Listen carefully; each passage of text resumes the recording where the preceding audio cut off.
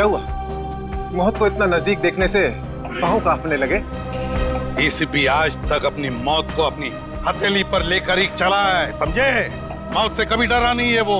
इतनी बड़ी बड़ी बातें हैं, अब बातों का वक्त नहीं है, अब एक्शन का वक्त है। कूदो एसीपी, छलांग लगाओ। 1 मिनट,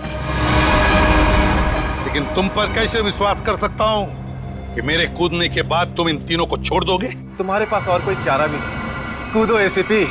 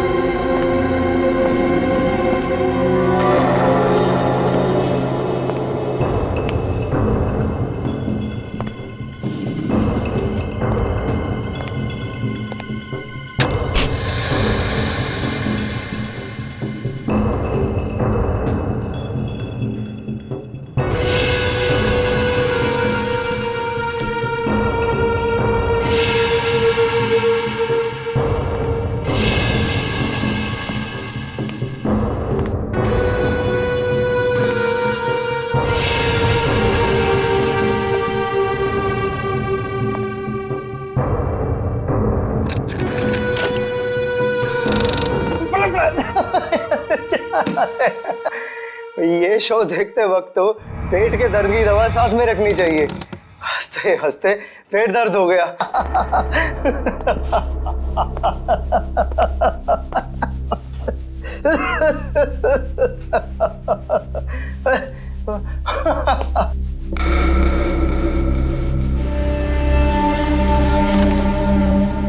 कौन है ये? प्रमोद, कौन है ये? बहुत खुशकिस्मत हो तुम। मौत से कुछ पल पहले इतनी हंसी और इतनी खुशी हर किसी को नसीब नहीं होती। कौन हो तुम? अंदर कैसे आए? मौत को अंदर आने के लिए किसी न्योते की जरूरत नहीं पड़ती है।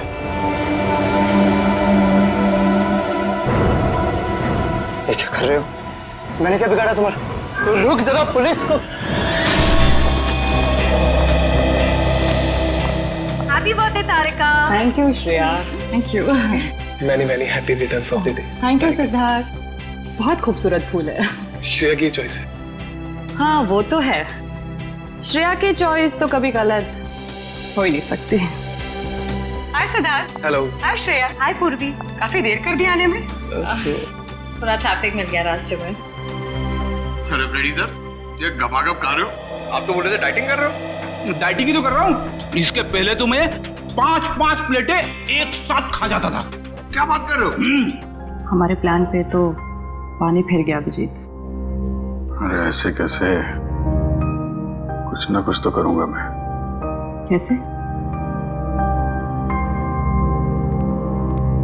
हृदय, हाँ, उस कमरे में तुम्हारा कोई वेट कर रहा है।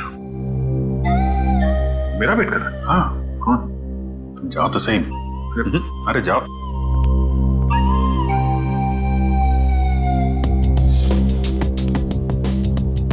हे सिद्धार्थ, वो तुम्हें मेरी जासूसी नॉवेल्स की कलेक्शन देखनी थी ना? चलो दिखाती हूँ। चलो श्री। अरे कभी तो श्रेया को अकेले छोड़ो। ऐसी कोई बात नहीं है ना? चलो। इट्स ओके सिद्धार्थ, जाओ तो। चलो।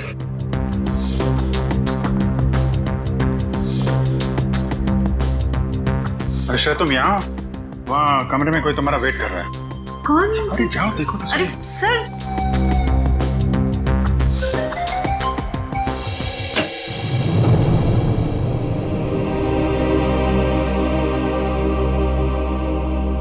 श्रेया,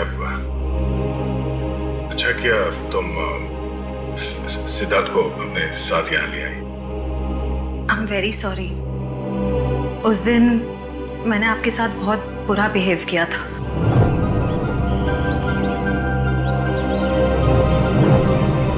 छोड़ो ना, मैं भूल गया हूँ, तुम भी भूल जाओ। काश भूल पाना इतना आसान होता। जिंदगी कितनी सिंपल हो जाती है। श्रेया, ये यादें ही तो है जो उदास दिलों को जिंदगी जीने का हौसला देती है। अगर यादें ही ना हो तो जिंदगी कितनी बोरिंग हो जाएगी। तो क्या तुमने सिद्धार्थ से शादी करने का फैसला कर लिया? मेरा दिल कुछ और कह रहा है, दिमाग कुछ और। मैं जानता हूँ श्रेया, हमारे काम में हम दिल की नहीं दिमाग की सोचते हैं, मगर एक बार सीआईडी ऑफिसर ने एक आम लड़की की तरह सोचो, दिल का इस्तेमाल करो, उसकी आवाज सुनो। मेरे दिल में तो एक ही इंसान का नाम गूंजता रहता है और वो नाम है श्रेया।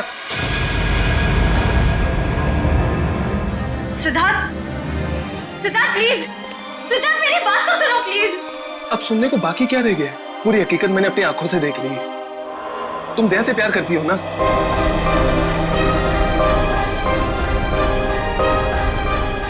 सिद्धार्थ, मैं इस बारे में तुमसे बात करने वाली थी। क्यों नहीं? सिद्धार्थ, काम इतना होता है, मौका ही नहीं मिला मुझे। मौका नहीं मिला? I just can't believe I heard that. Siddharth please मेरी बात तो सुनो। ये इतना आसान नहीं हो के। अपने आपको मेरी जगह रखकर तो सोचो, फिर पता चलेगा मैं किस अग्नि परीक्षा से गुजर रही हूँ।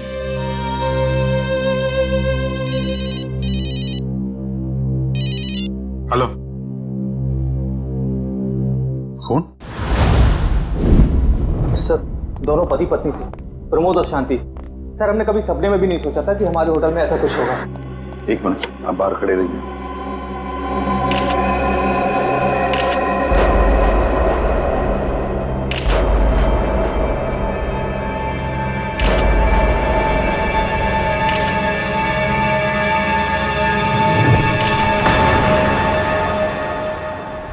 माय गॉड, दोनों की लाशें ऐसी इस अवस्था में।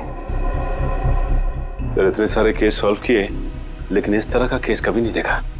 सर, लगता है ये दोनों खूनी से विनती कर रहे थे कि वो इन्हें छोड़ दे, मगर खूनी ने जरा भी दया नहीं दिखाई।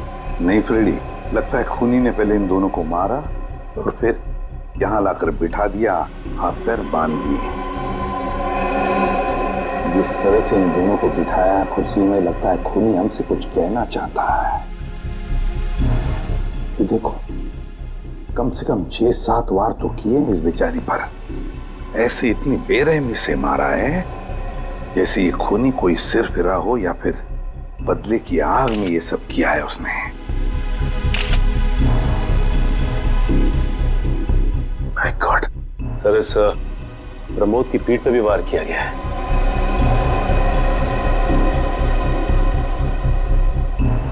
क्या हुआ?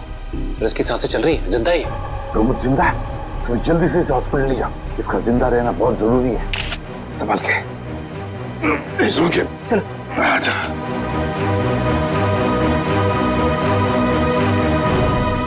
एक बात बताओ, ये खूनी अंदर आया कैसे? किसी ने देखा कैसे? नहीं सर, ये सब रात में हुआ सर, और रात के वक्त इसकी ड्यूटी रहती है सर, इससे पूछिए आप।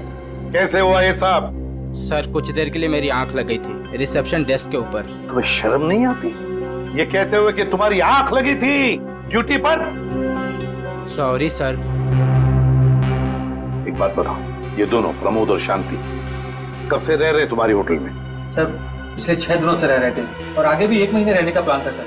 क्यों, कुछ बताया इन्होंने? सर, प्रमोद जी की नई नौकरी लगी थी, नासिक से इस शहर में नए आए थे, उन्हें अपना घर नहीं मिला, इसीलिए होटल में रह रहे थे सर। ठीक है, जाओ। वंश, प्रमोद और शांति, इन दोनों की पूरी जानकारी चाहिए मुझे।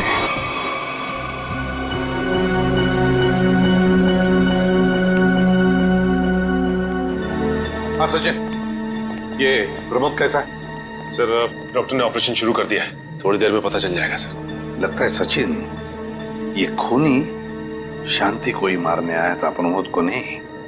देखो ना, उसने प्रमोद पर सिर्फ एक ही वार किया और फिर देखा तक नहीं कि वो जिंदा है या मर गया।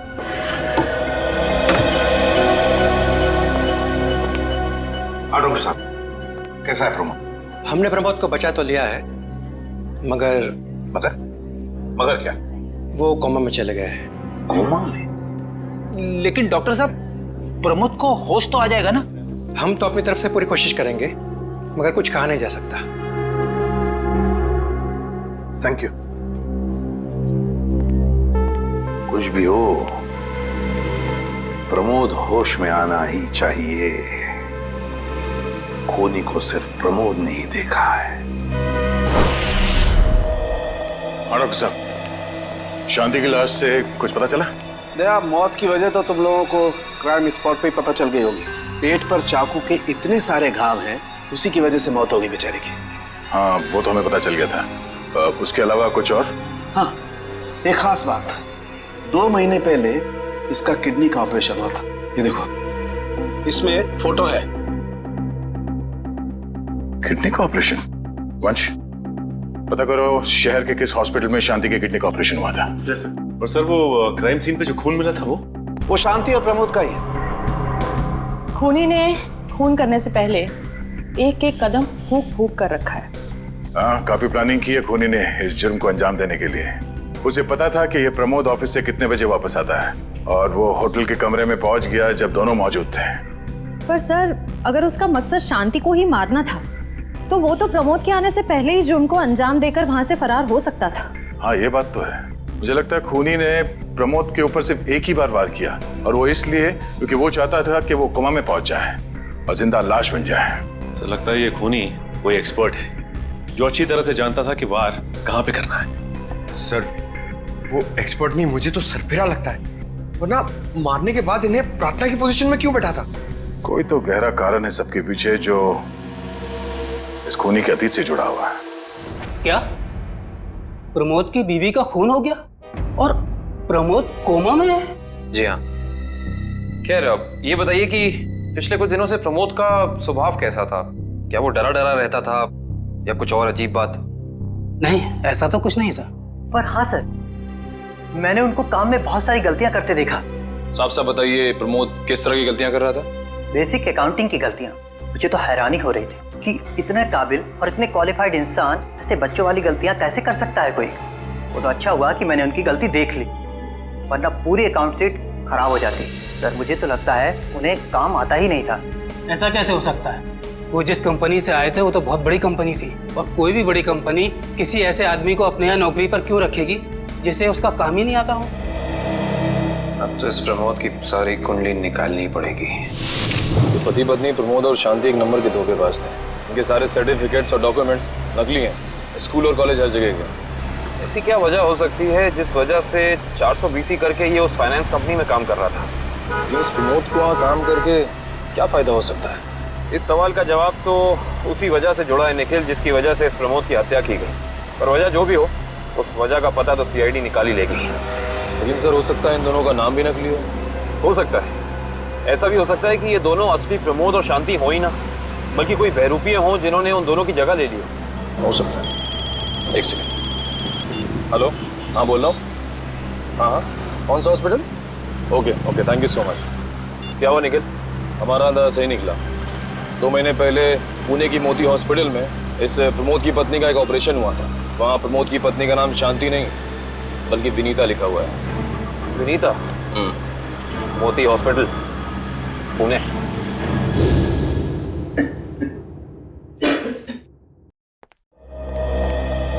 एक्सक्यूज मी, एक वक्त पे सिर्फ एक ही मरीज अंदर आएगा? हम लोग CID से। CID? मगर यहाँ मुजरिम कौन है? इसी की तलाश है हमें। एक्चुअली आपके हॉस्पिटल में 2 महीने पहले एक ऑपरेशन हुआ था, उसी के बारे में कुछ जानकारी चाहिए हमें। किसका ऑपरेशन? ये दोनों आपकी हॉस्पिटल में आए थे? ये तो मिसेस विनीता कुमार हैं। हाँ, मिसेस विनीता कुमार। और ये इनके पति, इनकी मौत हो गई? जी हाँ, विनीता कुमार का खून हो चुका है और उनके पति प्रमोद अब कोमा में है। डॉक्टर, ये बताइए कि मिसेस विनीता कुमार ने किडनी का ऑपरेशन कराया था ना? जी हाँ। हम उसके मेडिकल रिपोर्ट्स देख सकते हैं? यहाँ पे तो पति का नाम त्रिलोक कुमार लिखा है। मतलब त्रिलोक बन गया प्रमोद और विनीता बन गई शांति। इस पेपर में उनके घर का एड्रेस लिखा हुआ है। चल के पता करें, शायद कुछ पता चल जाए। नहीं निखिल, कोई फायदा नहीं होगा। इनकी पहचानों की तरह इनका एड्रेस भी नकली होगा, देखना। हाँ, हमने इन्हें ऑपरेशन के कुछ रिपोर्ट्स कोरियर की थी, मगर वो कोरियर वापस आ गए थे। डॉक्टर, ये बताइए कि इन्होंने ऑपरेशन का पेमेंट कैश में की थी या चेक से या किसी कार्ड से? इंश्योरेंस के जरिए। इंश्योरेंस? उस इंश्योरेंस कंपनी के कोई कागजात, कोई डॉक्यूमेंट्स हैं आपके पास? हाँ, इसी फाइल में होंगे। गुड।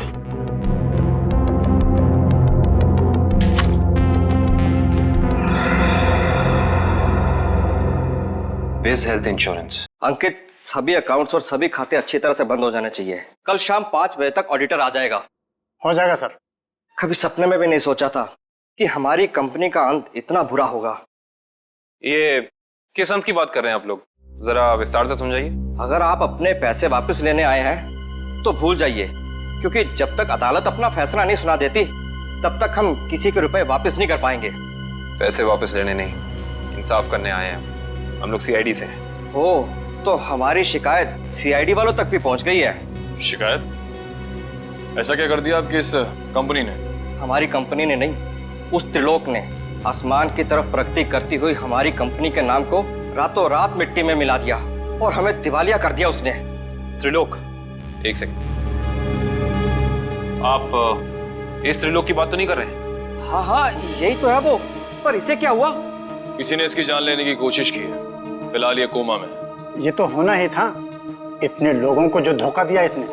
किस धोखे की बात कर रहे हैं? हमारी कंपनी के क्लाइंट्स को झूठे सपने दिखाकर कहा कि सबके पैसे एक ही महीने में 2 गुना कर दूंगा, पर सबके पैसे बटोरकर 9 तो 11 हो गया वो। और क्लाइंट हमारी कंपनी से पैसे वापस मांग रहे हैं। बैंकक्रप्ट हो गया। इतने सालों से कंपनी की बनी बनाई इज्जत मिट्टी में मिल गई। खोए हुए पैसे और खोई हुई इज्जत तो फिर से कमाई जा सकती है, पर खोई हुई जान तो वापस नहीं आ सकती ना। क्या त्रिलोक ने किसी की जान भी ली है? हाँ, हमारी कंपनी के सीईओ अनुज जी, जो कि सदमे को बर्दाश्त नहीं कर पाए और दिल का दौरा पड़ने से उनकी मौत हो गई। कहीं ये सारा हमला अनुज जी का कोई करीबी तो नहीं कर रहा है? अनुज जी की मौत का बदला लेने के लिए? हो सकता है। अनुज जी के परिवार में कौन कौन है? उनकी पत्नी सुधा, जो कि अभी सदमे में है, और उनका बेटा विक्की। विक्की? इस विक्की का फोन नंबर दीजिए जरा। विक्की के फोन का सिग्नल यहीं आसपास बता रहा है। होगी मैं। अच्छा, अभी भी मागाधे रोड की तरफ मुड़ा है। मागाधे?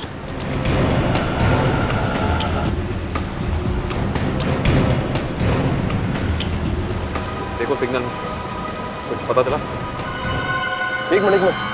क्या हुआ? इस विक्की के फोन का सिग्नल यहीं आसपास बता रहा है। कहीं विक्की इस बाइक को तो नहीं? हाँ सर, हो सकता है ये विक्की है। चेक करते हैं।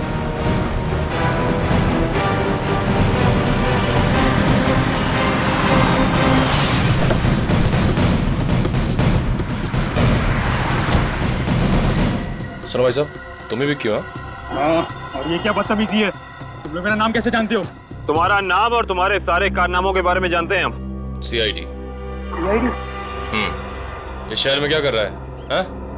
कुछ काम था, और तुम लोग मेरा पीछा क्यों कर रहे हो? बकवास बंद कर। दो खून करके भाग रहा हो, कह रहा है सीआईडी पीछा क्यों कर रही है? मैंने कोई खून नहीं किया है। अच्छा, त्रिलोक और विनीता का खून नहीं किया तुमने? त्रिलोक और विनीता मर चुके हैं? ड्रामा बनकर अपना पूरा इतिहास है तेरा हमारे पास। उन दोनों ने तुमसे तुम्हारे पिता को छीना, उसका बदला लेने के लिए तुम यहाँ आए हो उनके पीछे। हाँ, मैं बदला लेने जरूर आया था, पर मैंने उनका खून नहीं किया। देख, सच बोल दे समझा, नहीं अपनी शक्ल नहीं पहचान पाएगा। मैं सच कह रहा हूँ। मैंने किसी तरह उनके बारे में पता किया। मैं उनके होटल भी गया था, मगर जैसे मैं उनके कमरे की तरफ जा रहा था, मैंने उनके कमरे में एक आदमी को जाते हुए देखा। कौन सा आदमी था वो? उसके चेहरे को ठीक से देख नहीं पाया मैं। तुम्हें जो भी याद है, जितना भी याद है, साफ साफ बताओ।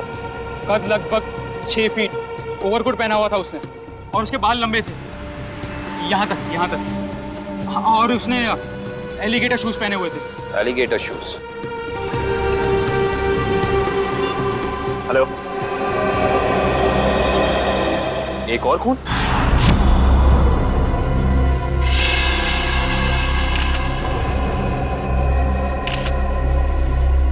लाश ऐसे अजीब ढंग से क्यों बैठा है? कमाल है सर, पिछले वाले केस में खूनी ने उन दोनों को होटल में चाकू मारकर प्रार्थना वाली पोजीशन में बैठाया था, और इसे गोली मार के इस तरह से। लगता है दोनों का खूनी एक ही है। गोली सीधे माथे के बीचों बीच मारी है। अगर ये सीरियल किलर होता तो इसे भी चाकू से मारता सर, क्योंकि विनीता को उसने चाकू से मारा था। इसे तो गोली मारी। हाँ, मगर लाशों को ऐसे एक ही ढंग से बिठाना क्या दो अलग अलग खूनी करेंगे? मुझे लगता है दोनों का खूनी एक ही है। और जिस वक्त इस तिग्मांशु का खून हुआ, लगता है खाना खाने ही वाला था।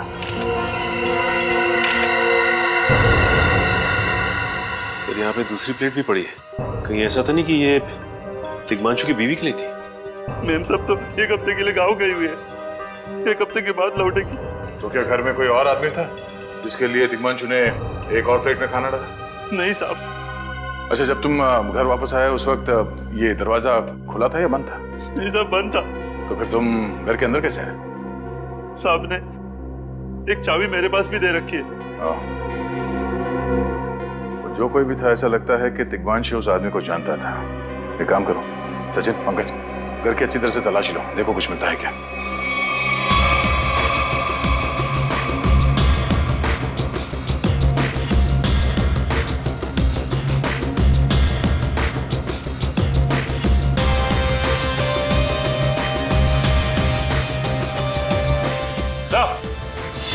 हाँ सचिन,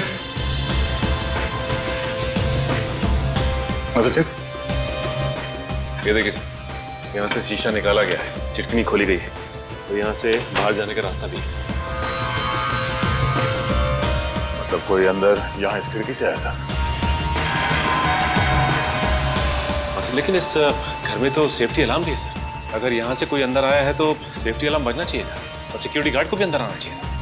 अब इसका जवाब तो सिक्योरिटी गार्ड ही देगा।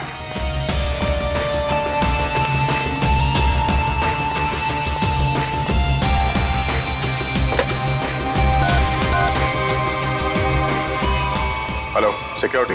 अच्छा, आज दोपहर को तिग्मांशु जी के घर से अलार्म बजा था, तो फिर आप चेक करने के लिए उनके घर पे क्यों नहीं आए? ओ, ऐसी पिछले हफ्ते भी? ठीक है, थैंक यू। क्या बोला सर ये सिक्योरिटी वाला? सिक्योरिटी का कहना है कि अलार्म बजा था और उन लोगों ने घर में फोन भी किया, तो तिग्मांशु जी ने कहा कि गलती से अलार्म बज गया, इसलिए वो लोग ऊपर नहीं आए। सर, हो सकता है तिग्मांशु ने मजबूरी में कहा, खूनी ने उसके सर पे गन तान दी हो। कुछ कह नहीं सकते। बात करते वक्त अगर थोड़ी सी भी टेंशन हो आवाज में तो ये सिक्योरिटी वाले तुरंत भाप लेते हैं। दरअसल पिछले हफ्ते भी तिग्मांशु के घर से अलार्म बजा था और जब सिक्योरिटी वालों ने फोन किया था, तिग्मांशु ने यही कहा था कि गलती से बच गया। सर, ये खूनी काफी चालाक लगता है, खेल खेल रहा है। देखते हैं, जरा देखो इस घर में कुछ और मिलता है क्या। खूनी ने कोई ना कोई सुराग जरूर छोड़ा होगा, चेक करो।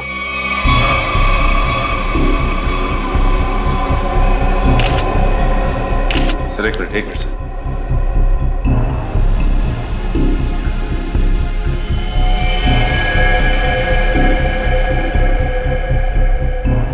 ये देखिए सर, खून। खून यहाँ कैसे? कहीं खूनी का तो नहीं है खून? ये तो डॉक्टर सालों के ही बताएंगे। वो खून किसका है ये अभी पता चल जाएगा। तारिक आती होगी रिपोर्ट लेकर के। डॉक्टर साहब, इस तिग्मांशु के बारे में कुछ और पता चला? हाँ। वो कैसे? इसे गोली मारने से पहले बेहोश किया गया था। क्या? इसे बेहोश किया था? इसके खून में मुझे एक खास किस्म की दवाई के अंश मिले जो अक्सर इंसान को बेहोश करने के लिए दी जाती है, और वो दवाई इसे इंजेक्शन के जरिए दी गई थी। ये देखो। सर, बहुत ही अजीब बात है। अगर खूनी इसे मारना चाहता था तो सीधा गोली मारकर इसका काम तमाम कर सकता था। फिर ये जहर की दवाई क्यों दी होगी? और सर एक और बात पता चली, तिग्मांशु जिस हालात में हमें मरा हुआ मिला था वो एंशिएंट कल्चर के हिसाब से प्रार्थना करने की पोजीशन, खाना खाने से पहले। तो फिर तो शांति और तिग्मांशु दोनों का खूनी एक ही आदमी है। ये खूनी के लिए ये हत्याएं जुर्म नहीं, एक जश्न है। इसीलिए उसने टेबल पे ये प्लेटें सजाई, उसमें खाना रखा, एक अपने लिए और एक तिग्मांशु के लिए। और सर, तिग्मांशु को प्रार्थना की पोजीशन में बैठा के उसने गोली मार दी। सर, मैंने कहा था ना, ये खूनी एकदम सरफिरा है सर। हाँ सर, लगता है ये खूनी अपने आप को बहुत शक्तिशाली महसूस करता है। जिस वक्त इन सबकी गर्दनें झुकी होती हैं उसके सामने, उसे आनंद आता है। नहीं सचिन, खूनी का मकसद लोगों को अपने सामने झुकाना नहीं, बल्कि अपने लिए प्रार्थना करवाना था। क्या मतलब? ये रही उस खून की रिपोर्ट। ये खून ना ही तिग्मांशु का है और ना ही उसके घर वालों का। ये खून उस खूनी का ही है। खूनी का? मगर वहां तो हाथापाई के कोई निशान नहीं मिले और उस जगह को देख के ऐसा लगा भी नहीं कि तिग्मांशु ने सेल्फ डिफेंस में खूनी के ऊपर हमला किया होगा। वो इसलिए दया क्योंकि ये खून खूनी ने अपने मुंह से थूका था। हमें इसके खून में से इसके सलाइवा के कुछ अंश भी मिले। उसकी तबीयत खराब है क्या? हाँ, वो बीमार है। उसके खून में एथिमोलाइसिन नाम की दवाई का अंश मिले हैं और उसका कीमोथेरेपी हुआ था। इसका मतलब उसे कैंसर है, ब्रेन का कैंसर, लास्ट स्टेज का ब्रेन कैंसर। इसीलिए वो लोगों से अपने लिए प्रार्थना करवा रहा है ताकि उसकी ये बीमारी ठीक हो जाए। हमारे क्रिमिनल डेटाबेस में चेक करो, पता करो ये कोई पुराना पापी तो नहीं है। नहीं सर, उस खूनी का हमारे क्रिमिनल डेटाबेस में कोई रिकॉर्ड नहीं है। कोई इतिहास नहीं है? नहीं सर। सर, तिग्मांशु की पूरी कुंडली निकाल के लाओ सर। प्रमोद की तरह इसकी पहचान भी नकली है। व्हाट? हाँ सर, ये देखिए, उसका असली नाम राकेश है और जिस तरह प्रमोद को चासू बीसी की आदत थी, ठीक उसी तरह राकेश भी भूली भाली लड़कियों को फंसाता था शादी के झांसे में। कई लड़कियों ने आत्महत्या किया इस तिग्मांशु और राकेश के चक्कर में। हाँ सर, शादी के बाद उनके पैसे लेके ये गायब हो जाता। सर, इसका मतलब खूनी ने 2 ऐसे लोगों को मारा जो पहले से मुजरिम थे। शायद उसने सोचा होगा कि मरने से पहले कुछ अच्छे कर्म कर लूं। नहीं श्रेया, जरूर कोई रिश्ता रहा होगा उसका इन दोनों अपराधियों के साथ। पता करो इन दोनों अपराधियों का केस किस पुलिस स्टेशन में फाइल किया गया था? सर, ब्रेन कैंसर के जितने भी पेशेंट्स हैं शहर में, उन सबकी लिस्ट मिल गई है सर। कुल मिला के ऐसे 50 पेशेंट्स हैं, जिसमें से 10 पेशेंट्स ऐसे हैं जो कैंसर की लास्ट स्टेज पे हैं। उनमें से 4 औरतें हैं, बचे 6। हाँ सर, और इन 6 में से 4 ऐसे हैं जो 70 साल से ऊपर के बुजुर्ग हैं। अब बचे 2, ये उदय और भानु। तुम इन दोनों से मिले? हाँ सर, ये उदय 6 महीने से हॉस्पिटल में है। और भानु? भानु सर 1 महीने से हैदराबाद में। ये कैसे हो सकता है सचिन? अगर वो मुजरिम इसी शहर में है तो कहीं ना उसका इलाज चल रहा होगा ना कहीं से वो दवाई खरीदता होगा। वांची सर, इस शहर में जितने भी केमिस्ट है जहाँ पे ब्रेन कैंसर की दवाइयाँ बेची जाती है, उन सब की लिस्ट चाहिए मुझे। सब पता चल गया। त्रिलोक और राकेश दोनों के खिलाफ एक ही थाने में केसेस दर्ज किए गए थे, जगतपुरी थाने। इस केस का पूरा इतिहास जगतपुरी थाने से ही पता चलेगा। एक्सक्यूज मी, यस, आपकी दुकान पे ब्रेन कैंसर की दवाइयाँ बेची जाती हैं? जी हाँ, हमारी दुकान उन चुनिंदा दुकानों में से है जहाँ ये दवाई आपको मिलेगी। वैसे ये दवाइयाँ बहुत कम लोग खरीदते होंगे नहीं? जी, बहुत महंगी है एक्चुअली। अच्छा, जो लोग ये दवाइयाँ खरीदते हैं उनकी लिस्ट मिल सकती है हमें?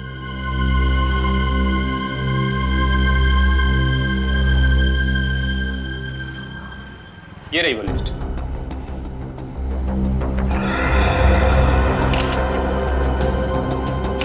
तपन, उदय और नितिन, ये तीनों लोग तो उस मरीज की लिस्ट में थे। अच्छा, आपको पूरा यकीन है कि इनके अलावा और कोई नहीं आता ये दवाई लेने के लिए? जी नहीं, लेकिन हो सकता है कोई गैर कानूनी तरीके से ये दवाई खरीद रहा हो। ये दवाइयाँ काफ़ी महंगी है ना, आम आदमी इसका खर्चा नहीं उठा सकता। अच्छा, आप किसी ऐसे आदमी को जानते हैं जो ये गैर कानूनी काम करता है? एक आदमी है, आंद्रे नाम है उसका। प्यार से लोग उसे एंडी कहते हैं। ये जो ज्वाला रोड पे पब्लिक पार्क है ना, अक्सर वही मिलता है। कांस्टेबल सुनील? Yes sir. आप सीआईडी से ही हैं ना? हाँ, हमारी बात शायद आप ही से हुई थी। साहब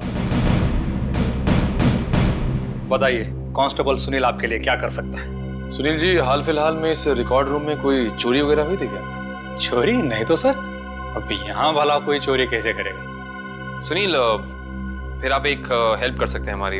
हमें 2 मुजरिमों की फाइल चाहिए। एक का नाम है त्रिलोक कुमार और दूसरे का राकेश भिवेन। एक मिनट सर, क्या नाम बोले? राकेश? राकेश भिवेन।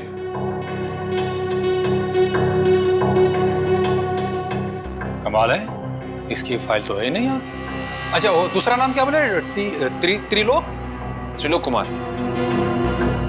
इसकी भी नहीं है? दोनों की फाइल्स नहीं। हाँ सर, लेकिन यहाँ पर चोरी की तो कोई घटना नहीं घटी। पता नहीं फाइलें गायब कैसे हो गई। सुनील, यहाँ याद करने की कोशिश करो, हाल ही में कोई दुर्घटना घटी थी क्या? पिछले महीने ऑफिस एरिया में आग लग गई थी, तो अच्छा हुआ फायर ब्रिगेड वाले जल्दी आ गए और हमारे रिकॉर्ड्स नष्ट नहीं हुए। जरूर ये आग भी जानबूझकर लगाई गई थी। आग लगने की वजह क्या थी? वो बताया गया कि मेन स्विच बोर्ड के अंदर शॉर्ट सर्किट हुआ था, कोई इलेक्ट्रिशियन भी आया था काम करने के लिए? सर वहीं छेड़छाड़ की गई है। उस इलेक्ट्रिशियन का कोई आता, कोई पता, कोई कांटेक्ट है? दूसरे कांस्टेबल के पास था, लेकिन वो तो रिटायर होकर गांव चले गए। हाँ, कोई बात नहीं। सुनिए, एक काम करिए, आप चेक करके बताइए कि और किन किन मुजरिमों की फाइल्स यहाँ से गायब हुई हैं। Okay sir. पता तो चले आखिर अगला शिकार है कौन इस अनोखे खूनी का। ये ले पैसे। अरे ये दवाइयाँ तो असली है ना। अरे अंकल जी, ये जो शक की बीमारी है ना, कैंसर से भी ज्यादा खतरनाक है। अगर आपको यकीन नहीं है कि ये दवाई असली है या नहीं, तो खुद जाकर दुकान से क्यों नहीं खरीद लेते? अरे तुम तो बुरा मान गए, मैं तो बस ऐसे ही पूछ रहा था, मेरा मतलब वो नहीं। जानते हो, इस तरह से दवाइयाँ बेचना और खरीदना दोनों गैर कानूनी है। आखिर तुम्हारा कोई फायदा नहीं है। मैंने सुना था कि सीआईडी बड़े बड़े केस हैंडल करता है। मैं तो छोटा मोटा चोर हूँ, जाने दो ना साहब। हाँ मिस्टर छोटे चोर, ये बताओ कि तुम्हारे पास से ये दवाइयाँ खरीदने के लिए कोई ऐसा आदमी आता था जो 6 फीट लंबा था और लंबे लंबे बाल थे उसके, और वो एलिगेटर वाले शूज पहनता था? हाँ, वही जो आगे से नुकीला होता है। हाँ, आया था चिराग। आप लोग चिराग को ढूंढ रहे हो? हाँ। कहाँ मिलेगा ये चिराग? चिराग? लगता है चिराग घर पर नहीं है। कमरे अच्छी तरह से चेक करो, देखो कुछ मिलता है क्या। पंकज, कंप्यूटर चेक करो।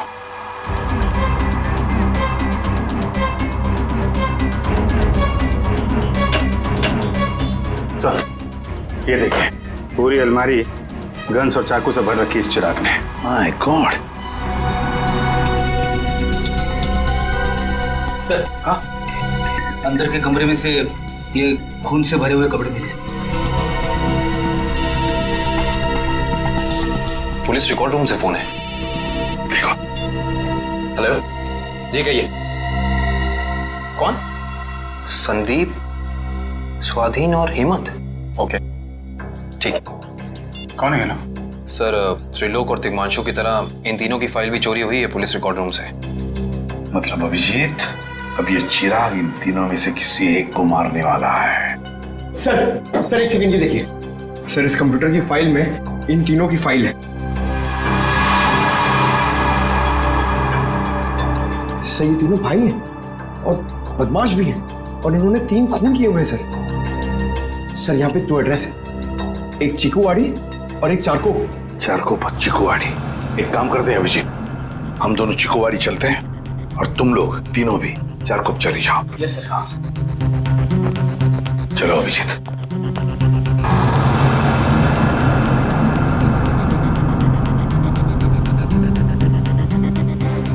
क्या हुआ सर? अभिजीत, ये पेन, ये मेरा पेन है अभिजीत। आपका पेन? यहाँ पे कैसे सर? ये पेन मैंने जग्गा को दिया था, जग्गा को। जग्गा सर? वो आपका खबरी? हाँ अभिजीत, मेरा खबरी।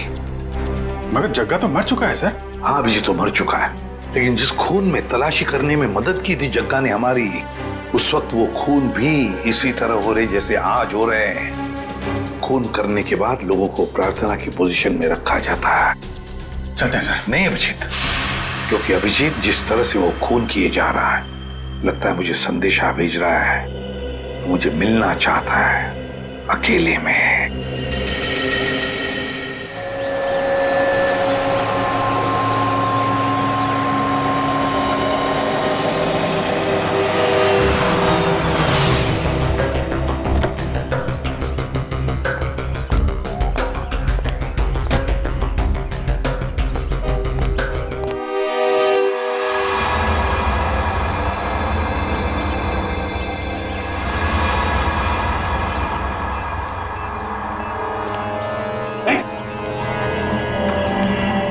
प्लीज हमें बचा लीजिए, किसी तरह हमें मार डालेगा।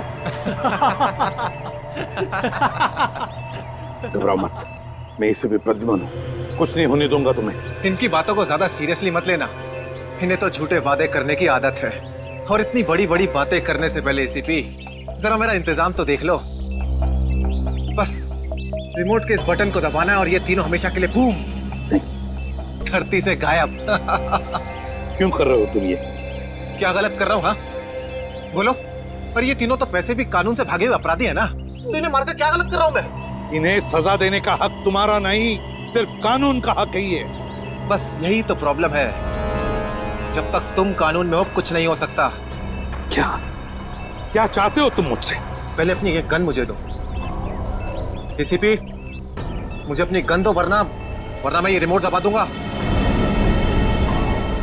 एसीपी, मैं 3 तक गिनूंगा। 1 2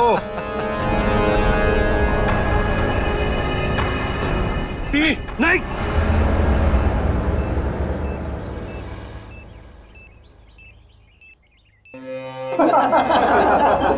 बहुत अच्छे, बहुत अच्छे। तो तुम जानना चाहते थे ना कि मैं तुमसे नफरत क्यों करता हूँ? हाँ। जग्गा खबरी का नाम ध्यान है? याद है मुझे।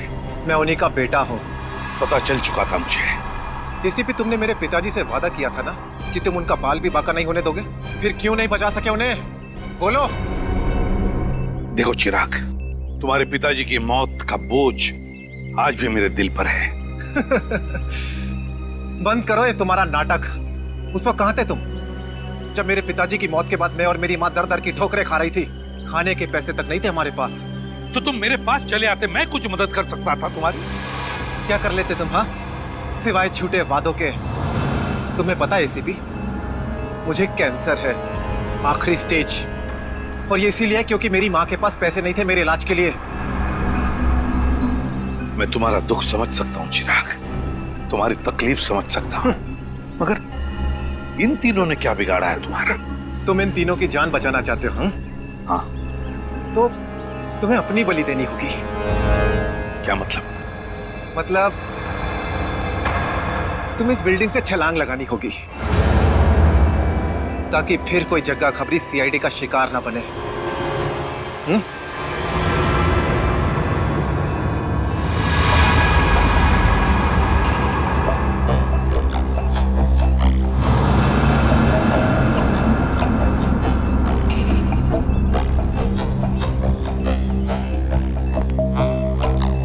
ठीक है, मंजूर है।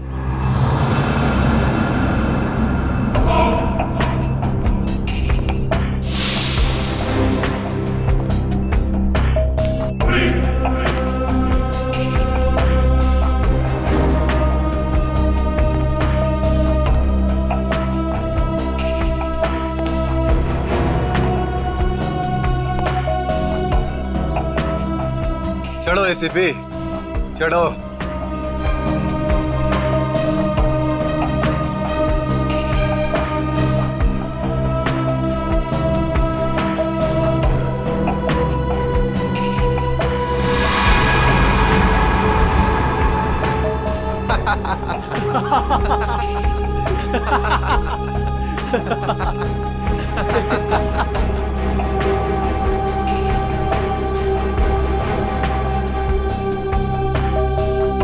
ऊपर जाकर मेरे पिताजी से माफी जरूर मांग लेना। क्या हुआ? मौत को इतना नजदीक देखने से पांव कांपने लगे? एसीपी आज तक अपनी मौत को अपनी हथेली पर लेकर ही चला है, समझे? मौत से कभी डरा नहीं है वो। इतनी बड़ी बड़ी बातें, अब बातों का वक्त नहीं है, अब एक्शन का वक्त है। कूदो एसीपी, छलांग लगाओ और अपनी ये बेहतरीन जिंदगी को अलविदा कह दो। चलो।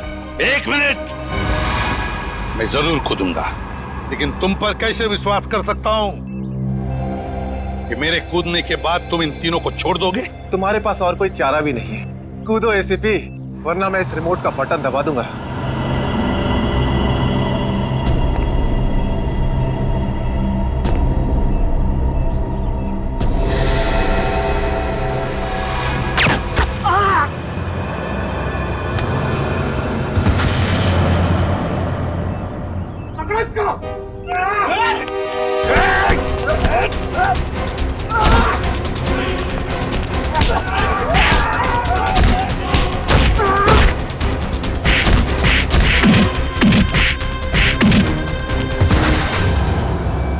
बस मिस्टर चिराग, बहुत चला लिया न्याय की अदालत। सीआईडी का काम सीआईडी को सौंप दो। रेडी? पंकज, उन तीनों के शरीर से बॉम्ब हटा दो, संभाल के। और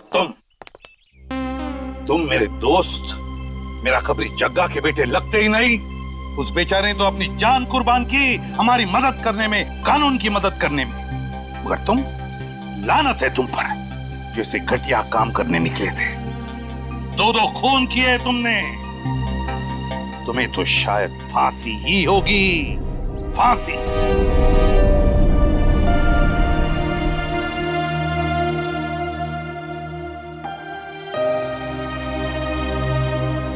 बड़े बुजुर्ग कह गए कि अगर कोई चिंता सताए तो उस चिंता को अपने कलेजे के अंदर अंगार बनने नहीं देना चाहिए। कलेजा जल जाता है।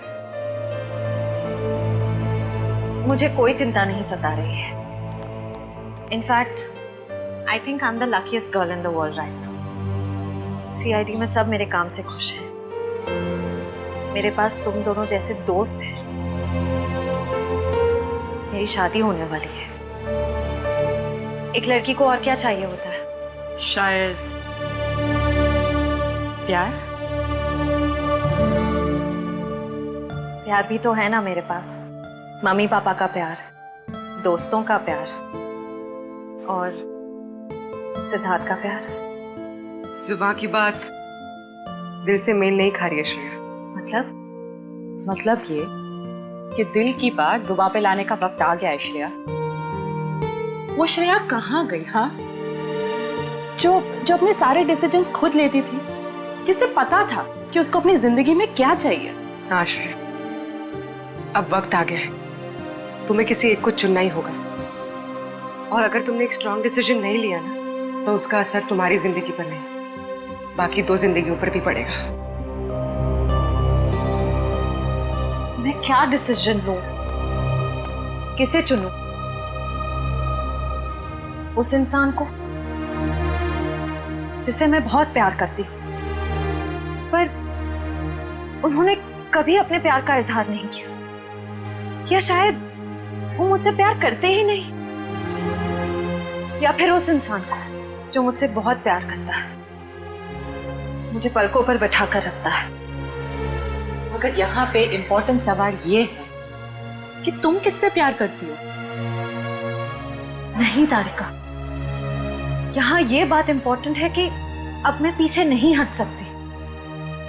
मेरे किसी भी डिसीजन से ना सिर्फ सिद्धार्थ को, बल्कि उसकी और मेरी फैमिली को बहुत दुख होगा। बच्चों जैसी बातें मत करो श्रेया। हर माँ बाप चाहते हैं कि उनके बच्चे को जिंदगी की हर खुशी मिले। तुम सिद्धार्थ के साथ खुश नहीं रह पाई तो क्या अंकल आंटी खुश रह पाएंगे? और अगर तुम खुश नहीं रही तो क्या सिद्धार्थ खुश रह पाएगा? तुम्हारा एक कदम श्रेया बहुत सारी जिंदगियों को अफेक्ट करेगा। तुम बस दिल से काम लो। देखो, दिल हमेशा सही रास्ता दिखाता है। ठीक है, अब से मैं अपने दिल की बात सुनूंगी। अगर मैं किसी भी कदम पर कमजोर पड़ जाऊं तो तुम दोनों को मुझे सही रास्ता दिखाना होगा। हाँ, लेकिन एक शर्त पे। कैसी शर्त? तुझे आइसक्रीम खिलानी पड़ेगी। Of course.